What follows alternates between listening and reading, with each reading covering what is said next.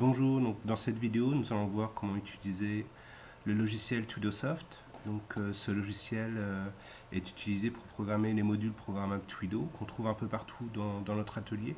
Notamment c'est lui qu'on trouve dans le TGBT et puis dans d'autres systèmes comme la table d'accumulation ou aussi on trouve dans les armoires de communication près de systèmes. Voilà, donc on ouvre un Twidosoft.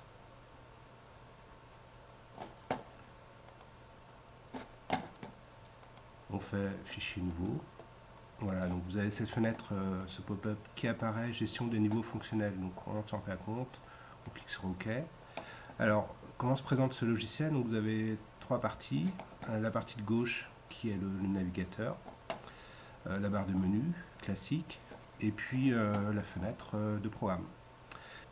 Donc ensuite, on va modifier la référence du module. Voilà, donc ici à gauche dans le navigateur, donc vous avez la référence du module de base, hein, donc c'est un 40 DTK. Nous on veut transférer notre programme dans un autre module qu'on va choisir ici, donc changer la base automate. Et voilà, donc la liste des modules et voilà, vous allez voir celui qu'on veut, donc le CAA 24 DRF. Alors ensuite, donc pour la programmation en elle-même, donc les pages en fait, le programme est divisé en rung. Donc rung ça veut dire réseau. Dans un réseau, donc on a une certaine place limitée et donc voilà, on va pouvoir utiliser plusieurs rungs. Donc première chose à faire, je vais faire un petit exemple rapide, donc juste une entrée qui commande une sortie, un programme très très simple. Alors on va faire insérer. Vous avez une nouvelle barre de menu qui s'affiche avec les symboles qui vont vous permettre de faire votre programme. Donc vous avez les entrées ici, une entrée, donc un contact normalement ouvert, normalement fermé. Voilà, ça on va moins les utiliser. Donc les outils graphiques proprement dits pour faire les traits. Et puis donc les différentes sorties, donc une bobine classique, une bobine inverse, une bobine reset, une bobine set. Voilà. Et puis les modules donc, de temporisation, de comptage et puis d'autres modules qu'on va moins utiliser. Voilà, donc pour faire une ligne de programme, donc on clique sur le bouton qu'on désire. Ici, ça va être un contact normalement ouvert. Voilà, je clique dessus, j'ai pas besoin de faire de cliquer glisser, hein, c'est cliquer sur la palette ici, puis ensuite on clique à l'endroit où on veut mettre le contact. Alors je double-clique ensuite pour saisir son nom. Alors vous avez un signe pourcentage qui s'affiche. Donc il faut le laisser évidemment. Et on écrit l'entrée. Je vais mettre par exemple I0. Alors I, je suis déjà en majuscule, donc j'enlève les majuscules. I0.0. Et je fais entrer. Alors vous voyez que c'est une syntaxe particulière. Alors qu'est-ce que ça veut dire? Donc I pour input. O ça veut dire 0. Ça veut dire que c'est le module 0. Parce qu'on peut avoir plusieurs modules dans un automate, on peut en rajouter. Alors le point, c'est pas une virgule, c'est un point, et puis le 0, donc ça signifie que c'est l'entrée 0 du module 0. Voilà, tout simplement.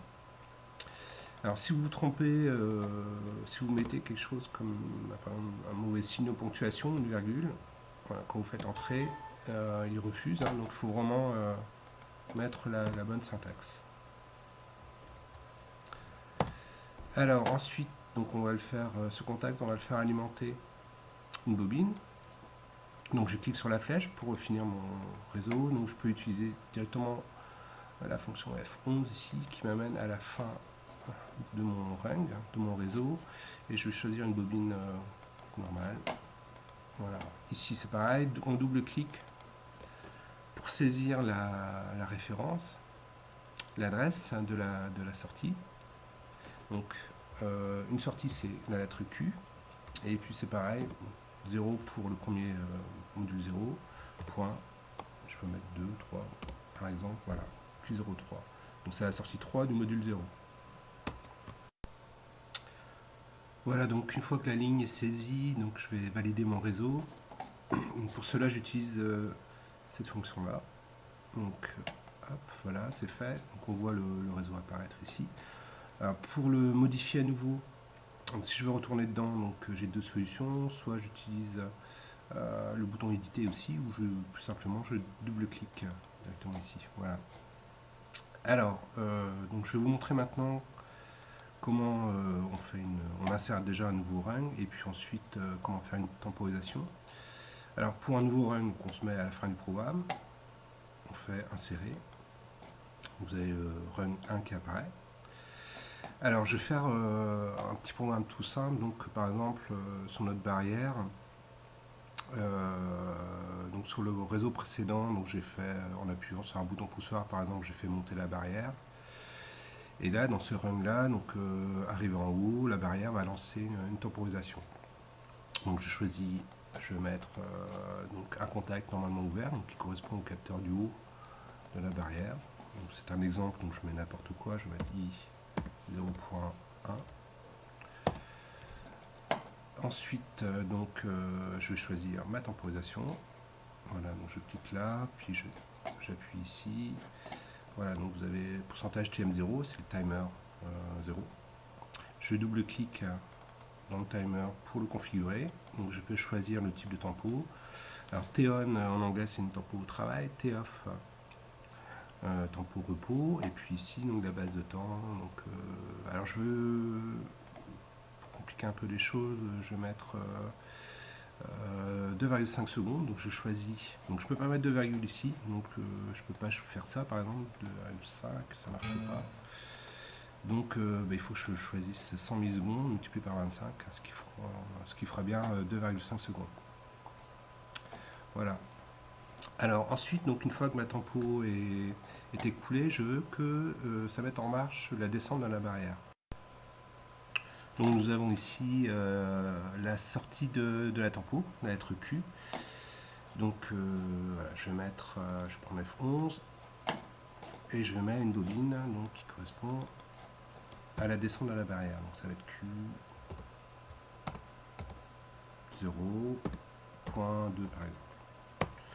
Voilà, donc une fois que la tempo sera écoulée, la sortie va passer à 1, donc mettra à 1 la sortie de la bobine. Voilà, donc je valide mon run. Alors je vais revenir sur mon exemple de barrière, parce qu'il y a quand même quelques soucis si je laisse ça comme ça. Donc je vous expliquais que ISO par exemple c'était un bouton poussoir qui mettait en marche, qui faisait monter la barrière. Donc Q03 c'est la sortie qui commande la montée de la barrière. I01 c'était donc le capteur du haut. Donc arrivé en haut, ça lance une tempo, et à la fin de la tempo, ça descendait. Donc si je transfère ce programme comme ça, ça va pas fonctionner, parce que par exemple ici j'ai pas d'auto-maintien. Il faut que je reste appuyé sur I0 pour que la sortie Q03 reste à 1, donc c'est pas terrible. Voilà. Et puis bon, il n'y a rien non plus pour arrêter la descente. Donc voilà, je vais rajouter ça. Donc on clique, on double-clique, par exemple ici. Donc je vais, pour l'auto-maintien, donc j'ai eu plusieurs solutions, mais je vais utiliser donc une bobine 7. Voilà, je remplace la bobine classique par une bobine 7. Donc quand j'aurai 001, ça va mettre ma sortie Q03 à 1. Quand I0 va disparaître, ma sortie va rester à 1. Donc j'ai besoin de la remettre à 0 en utilisant la bobine reset. Q03 de Q03. Alors qu'est-ce qui va mettre à 0 la descente? Qu'est-ce qui va arrêter, non, la montée, pardon. Qu'est-ce qui va arrêter la montée? Donc ça va être le capteur du haut. Alors capteur du haut, on avait vu sur le run d'après, donc c'est I01. Donc je vais mettre I01.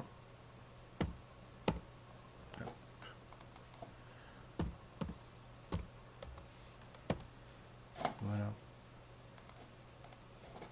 Donc je valide le run. Donc voilà, là c'est une des particularités de Tudo Soft. Donc on ne peut pas mettre plusieurs sorties sur le même run. Donc il faut, donc là j'ai déjà écrit, donc je vais sélectionner ma ligne. Donc je vais la couper, je valide mon run, et puis donc je vais me mettre ici sur le run 1, je vais insérer un nouveau run où je vais mettre la ligne que je voulais tout à l'heure mettre. Voilà, donc I01 qui reset Q03. Donc voilà mon programme. Donc i00 met à 1, i01 met à 0, lance également la tempo. Et donc on veut que quand la barrière est en bas, donc on va dire que ce sera le capteur i02, on veut que ça arrête Q02. Donc je vais mettre également utiliser une sortie 7 ici. Donc je double-clique là, 7, je valide. Et puis donc ensuite donc, je vais mettre i02, reset Q02. Donc nouveau.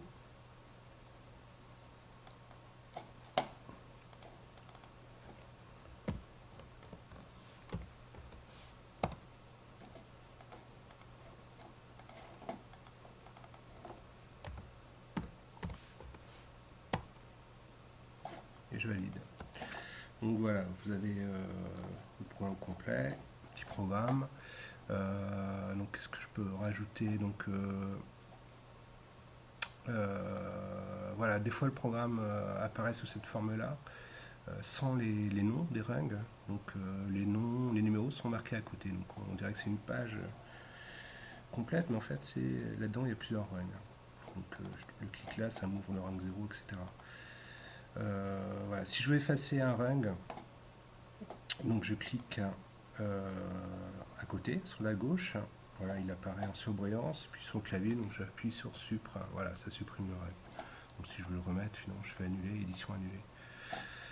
Voilà, donc dans le prochain tuto, donc je vous montrerai comment transférer dans un module. Voilà, à bientôt.